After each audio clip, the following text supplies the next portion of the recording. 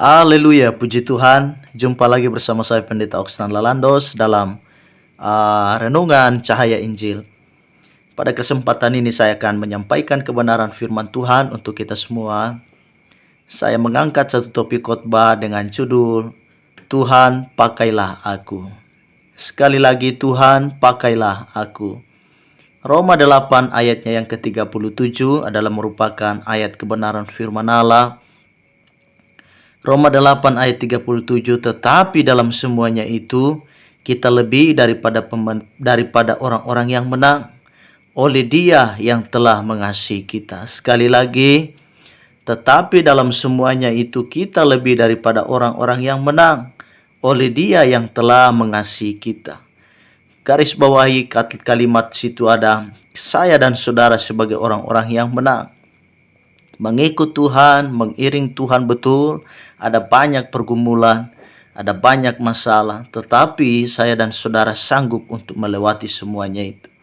Karenanya Roma tadi berkata bahwa kita adalah orang-orang yang menang, bahkan kita lebih daripada pemenang. Kenapa? Karena kita bersama dengan Tuhan. Jadi topik khotbah pada saat ini adalah Tuhan, pakailah aku. Dalam Alkitab ada banyak contoh orang-orang yang dipakai Tuhan dan mereka menjadi pribadi yang sangat luar biasa. Mereka berhasil, mereka berkemenangan. Salah satunya adalah Musa yang akan kita bahas dalam topik khotbah pada hari ini. Musa adalah merupakan pribadi yang sangat luar biasa. Musa dipakai Tuhan luar biasa. Dia pernah membawa orang Israel dari tanah perbudakan yaitu Mesir. Diperkirakan 3 juta jiwa umat itu. Dia juga pernah membelah laut Teberau. Dia juga pernah bertemu Tuhan secara langsung di atas gunung Sinai dan mendapatkan 10 hukum Tuhan. Dan itulah kemudian merupakan tulisan daripada jari Tuhan itu sendiri yang kemudian di dalam 2 loh batu. Musa juga sangat dihormati oleh banyak orang, banyak agama. Tidak terkecuali yaitu 3 agama besar sangat menghormati Nabi Musa. Baik Yahudi, kemudian agama kekristenan, kemudian juga agama Islam. Mengakui sosok pribadi yang satu ini yaitu Nabi Musa. Bahkan sampai saat ini orang Yahudi menganggap Nabi yang terbesar itu adalah Musa. Bukan Yesus atau Isa menurut mereka, tidak. Tetapi Musa lah yang Nabi yang paling besar itu. Mengapa Musa hidupnya begitu berhasil? Walaupun dia sudah mati, namun Musa sampai hari ini tetap menjadi contoh iman, bahkan contoh keberhasilan dalam kepemimpinannya. Paling tidak ada 3 yang akan saya sampaikan kenapa Musa begitu berhasil. Yang pertama, Musa seorang yang lemah lembut, saudaraku. Dalam Bilangan pasal 12 ayat 3 di sana dikatakan, adapun Musa ia seorang yang sangat lembut hatinya, lebih dari setiap manusia yang ada di atas muka bumi. Bayangkan. Jadi kelemah lembutannya ini bahkan tidak ada yang bisa menyamainya. Hanya Musa saja yang memiliki yang namanya kelemah lembutan. Hatinya begitu luar biasa. Kelembutan hatinya. Karena ada satu peristiwa di mana suatu ketika Miriam dan Harun, yaitu kakak Musa, waktu mengata-ngatai dan sempat memberontak atau sempat melakukan semacam kudeta terhadap kepemimpinan Musa. Kemudian kita melihat bahwa Miriam dan Harun ini mengata-ngatai Musa. Dia berkata, hai Musa, memangnya hanya kamu yang bisa dipakai Tuhan? Aku juga bisa. Memangnya hanya kamu yang bisa memimpin bangsa Israel? Aku juga bisa, kata Miriam. Namun Musa tidak melawan, hanya berdiam diri. Sampai suatu kali Tuhan marah kepada Miriam. Tuhan berkata, mengapa engkau tidak takut mengatai hambaku Musa? Dan kita lihat bahwa Tuhan berkata, kalau nabi lain saya berbicara dengan mereka hanya melalui mimpi.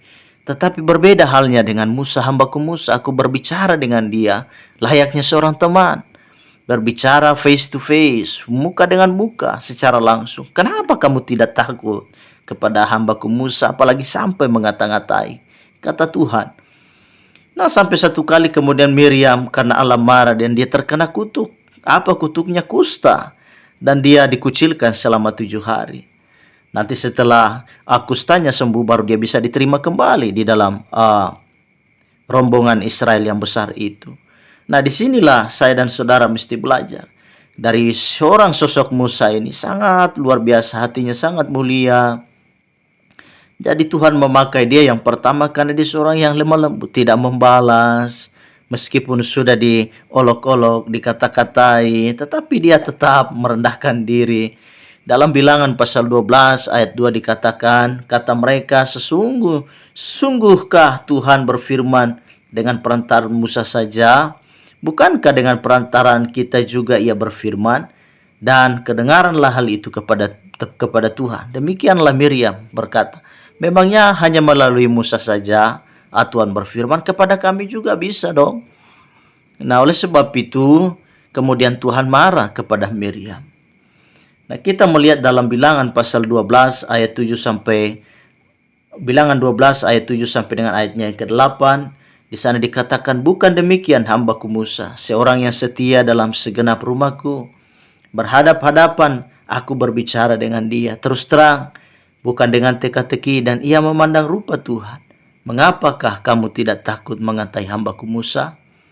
Jadi ini, Tuhan katakan, saya berbicara secara terus terang, muka dengan muka, dengan berbicara kepada hambaku Musa. Kenapa kalian tidak takut mengata-ngatai dia? Jadi yang pertama, Musa menjadi seorang pemimpin yang berhasil karena memiliki kelemah lembutan. Mari saya dan saudara belajar seperti Musa. Mungkin saya dan saudara difitnahkan banyak hal. Kita dijelek-jelekan, kita dikata-katai. Biarlah pembalasan itu adalah haknya Tuhan, kata firman Allah. Kita berdiam diri, biarkan Tuhan yang menjadi hakim yang adil atas saya dan saudara, atas kita semua sebagai umat manusia. Dan kita akan melihat pembelaan Tuhan. Allah tidak akan tinggal diam. Allah pasti akan membantu kita, menolong kita. Kenapa? Karena kita adalah umat yang berkenan di hadapannya, berkenan di hatinya. Jadi kita mendapatkan pembelaan, kita mendapatkan semacam perlindungan khusus dari Tuhan. Firman Allah berkata bahwa jangan kamu sekali-kali mengusik orang yang aku urapi, atau orang yang merupakan adalah biji mataku, kata Tuhan. Jadi kita adalah biji mata Tuhan. Ketika kita hidup dekat dengan Tuhan, kita berkenan kepadanya, maka kita akan melihat pembelaan-pembelaan yang Allah kerjakan atas hidup saya dan saudara. Yang kedua, kenapa Musa itu berhasil? Yang pertama, Musa seorang yang lemah lembut. Yang kedua, Musa adalah seorang yang rendah hati. Dia adalah pribadi yang sangat rendah hati. Dalam Keluaran 3 ayat 11 di sana dikatakan, tetapi Musa berkata kepada Allah, siapakah aku ini? Maka aku yang akan menghadap Firaun dan membawa orang Israel keluar dari Mesir. Dari kalimat ini kita melihat bahwa dia sudah merendahkan diri. Jadi Tuhan, sebenarnya siapa saya ini sampai Tuhan utus saya? Apa keistimewaan daripadaku? Saya bukan siapa-siapa. Saya bukan apa-apa. Musa bertanya, siapakah aku ini Tuhan? Kok bisa-bisanya Tuhan bisa mempercayakan hari itu kepadaku, menunjuk saya sebagai pemimpin? Siapa aku ini, kata Musa, maka aku yang akan menghadap Firaun, sehingga membawa orang Israel itu keluar dari Mesir. Musa merasa tidak layak menjadi pemimpin Israel. Dia tidak berani bertindak tanpa restu Tuhan. Ketika Musa 40 tahun ada di istana Firaun, karena sebagai seorang anak angkat daripada raja, maka ia merasa sangat besar kepala. Sombongnya juga tentu luar biasa. Kenapa? Karena segala sesuatu punya. Karena ketika waktu dia 40 tahun, dia diasuh dan diangkat oleh Firaun, di istana Firaun, untuk menjadi seorang putra mahkota, seorang yang sangat terpandang di istana raja. Nah, kita melihat bahwa tentu ada semacam kesombongan khusus dari seorang Musa. Tetapi begitu dia jumpa dengan Tuhan, maka hidupnya berubah. Dia menjadi rendah hati dan mengandalkan Tuhan. Jadi ini sangat hebat sekali. Pribadi Musa seorang yang rendah hati. Satu kali dia pernah berkata, jangan suruh kami berjalan kalau Tuhan tidak ikut serta. Jadi betapa pentingnya penyertaan Tuhan. Betapa pentingnya kerendahan hati. Kita belajar seperti Yesus yang merendahkan diri serendah-rendahnya. Kata Filipi pasal 2 ayatnya yang ke-9 di sana. Dia merendahkan diri bahkan serendah-rendahnya menjadi seperti manusia dan mati di atas kayu salib. Karena itu Allah sangat meninggikan dia, mengaruniakannya kepadanya nama di atas segala nama. Dalam Yakobus pasal 4 ayat 6 berkata, tetapi kasih karunia yang dianugerahkannya kepada kita lebih besar daripada itu. Karena itu ia katakan Allah menentang orang yang congkak, tetapi mengasihani orang yang rendah hati. Allah benci orang sombong. Apa yang saya dan saudara mesti sombongkan dalam hidup ini? Tidak ada yang perlu kita banggakan. Kita bangga kalau saya dan saudara menjadi anak Tuhan. Kita bangga kalau kita berkenan di hati Tuhan, itu kita bangga. Jadi kita belajar seperti air. Air selalu mengalir dari tempat yang tinggi ke tempat yang lebih rendah. Air itu akan mencari, dari tempat tinggi dia pasti akan mengalir mencari tempat yang lebih rendah. Ada hukum padi yang mengatakan makin berisi makin merunduk. Saya dan saudara belajar rendah hati. Allah menentang orang yang sombong, tetapi berikan anugerah kepada orang yang rendah hati. Apa yang saya dan saudara sombongkan dalam hidup ini? Kita diciptakan dari tanah, tidur juga di atas tanah, makan juga semua hasil makanan dari tanah, mati pun kita akan kembali kepada tanah. Maka demikianlah genaplah firman Allah berkata, dari debu engkau diambil, maka kembali juga kepada debu. Jadi saya dan saudara ini hanyalah orang-orang biasa yang kemudian menjadi mulia. Kenapa? Karena Tuhan mengangkat kita. Jadi saya dan saudara jangan baru diberkati sedikit kita sudah mulai sombong, kita sudah mulai pasang dada ke depan, sampai kita satu kali tabrak tiang listrik baru kita sadar bahwa itu tiang listrik. Orang sombong kan dia jalannya juga jadi lain, dia duduk pangku kaki pun jadi lain, gaya ngomong jadi lain. Wah, luar biasa. Tetapi apa yang mau disombongkan? Semua berasal dari Tuhan dan semua juga pasti akan kembali kepada Tuhan.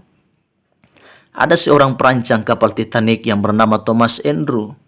Dia merancang kapal terbagus di masa itu yang sangat terkenal, kapal Titanic itu. Begitu selesai pembuatan kapal tersebut, Thomas Andrew berkata bahwa hasil rancangannya ini Tuhan sekalipun tidak sanggup untuk menenggelamkannya. Bayangkan, sombong sekali. Dia berkata bahwa Tuhan sekalipun tidak akan bisa menenggelamkan kapal ini. Tapi saudara tahu pada waktu pelayaran pertama di tahun 1912, kapal tersebut menabrak gunung es dan tenggelam dan memakan korban sekitar 1.500 orang. Termasuk si Thomas Andrew yang sombong itu. Jadi apa yang harus kita sombongkan? Kalau Tuhan yang merendahkan, tidak ada tangan manusia satupun yang sanggup mengangkatnya. Tapi kalau Tuhan yang mengangkat, tidak ada tangan satu manusia pun yang sanggup untuk menurunkan. Tetap rendah hati, kita belajar seperti Musa. Yang terakhir, kenapa Musa berhasil? Selain dia memiliki kelemah lembutan, yang kedua dia memiliki kerendahan hati, yang terakhir Musa ini adalah memiliki keintiman dengan Tuhan. Nah, ini sangat penting sekali bagian terakhir ini. Memiliki persekutuan yang indah. Dia punya fellowship khusus dengan Allah. Dia punya kedekatan yang begitu luar biasa dengan Tuhan.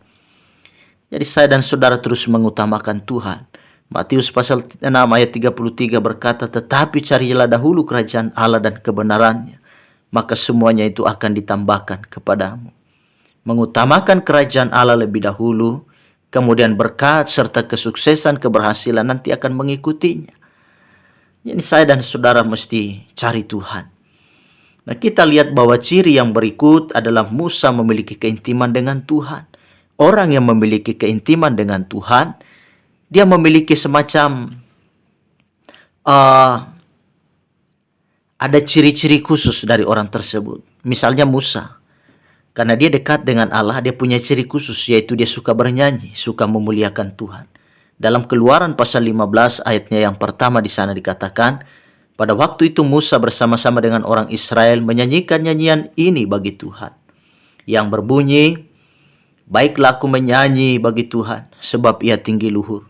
Kuda dan penunggangnya dilemparkannya ke dalam laut. Jadi Musa bukan hanya seorang pemimpin Israel. Dia bukan hanya sekedar nabi. Dia bukan hanya sekedar penulis kitab, tetapi Musa juga adalah seorang pengarang lagu. Dia adalah seorang penyair. Jadi ini sangat luar biasa. Musa juga seorang yang suka memuji Tuhan. Kita lihat bahwa dalam Keluaran pasal 15 ayat 1 itu adalah merupakan lagu ciptaan Musa, di mana Tuhan telah menenggelamkan bangsa Mesir itu saat mengejar bangsa Israel di Laut Teberau. Mereka ditelan oleh air itu. Kemudian mereka tewas seketika. Pembelaan Tuhan. Kemudian Musa menggubahnya dalam sebuah lagu. Yang kedua, ciri daripada orang memiliki keintiman dengan Tuhan selain dia suka bernyanyi, dia suka berdoa. Kita melihat dalam Mazmur pasal 90 ayat 10, itu adalah tulisan daripada Musa. Dia berkata, masa hidup kami 70 tahun.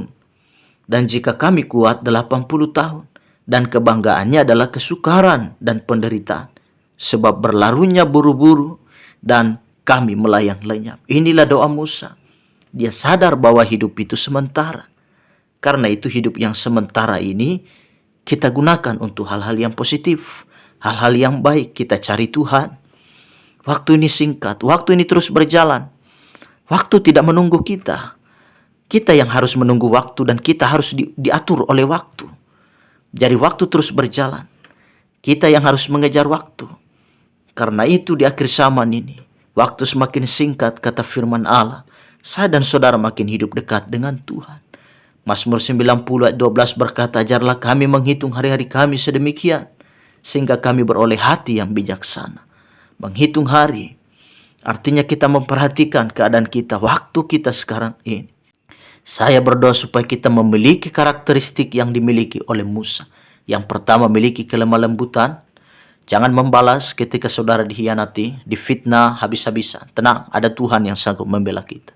Yang kedua, Musa seorang yang rendah hati. Belajar rendah hati seperti air yang selalu mencari tempat yang paling rendah. Kita belajar seperti padi, makin merisi, makin merunduk. Makin diberkati, makin dipakai Tuhan, makin rendah hati. Yang terakhir adalah memiliki hubungan yang baik dengan Tuhan. Memiliki keintiman dengan Tuhan. Demikianlah firman Tuhan. Tuhan Yesus memberkati kita semua. Izinkan saya berdoa untuk saudara pendengar. Kita bersyukur untuk kebenaran firman Tuhan. Bapa di sorga, kami bersyukur buat firman-Mu. Firman-Mu yang menjadi kekuatan bagi kami di setiap saat, setiap waktu, bahkan di setiap menit, di setiap kehidupan kami. Waktu yang sisa ini ajar kami seperti Musa untuk menghitung hari-hari kami sedemikian rupa. Supaya kami beroleh hati yang bijaksana. Hanya orang yang bijaksanalah yang menggunakan waktu dengan baik. Tetapi orang bodoh dan orang yang tidak bijaksana adalah orang-orang yang menyanyiakan waktu dan kesempatan itu. Terima kasih Tuhan. Ajar kami untuk terus rendah hati. Pakai kami. Biarlah ada doa kami pada kesempatan ini. Bapa di sorga, sesuai dengan tema khotbah, yaitu Tuhan pakailah aku. Seperti Engkau memakai hamba-Mu Musa, maka Tuhan juga akan memakai kami. Dalam nama Tuhan Yesus kami sudah berdoa, mengucap syukur, terima firman-Mu. Haleluya, haleluya. Amin. Puji Tuhan. Tuhan Yesus memberkati kita semua. Haleluya.